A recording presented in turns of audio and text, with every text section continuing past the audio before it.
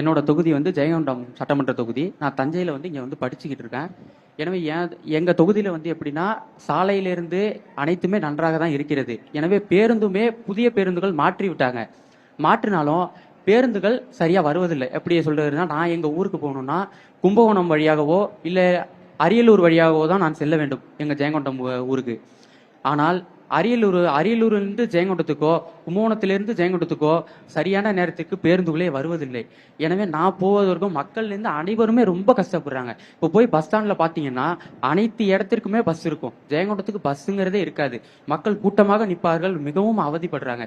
ஒரு பஸ் தான் வரும். எப்படி சொல்றேன்னா, பஸ் விடுறாங்க, கரெக்டான நேரத்துக்கு விடுவதில்லை. இப்போ ஒரு 8 மணினா ஸ்டூடெண்ட்ஸ்லேருந்து மக்கள் அனைவரும் வேலைக்கோ கல்விக்கோ செல்லும் நேரம் அது. அந்த நேரத்தில் தான் கரெக்டாக பஸ் எல்லாம் கரெக்டாக டைமிங்க்கு வரணும்.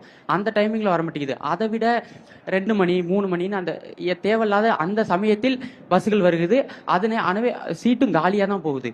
அந்த டயத்தை குறைத்து கொண்டு இந்த முக்கியமான நேரங்களில் பஸ்ஸை விட்டீங்கன்னா மிகவும் நல்லா இருக்கும்.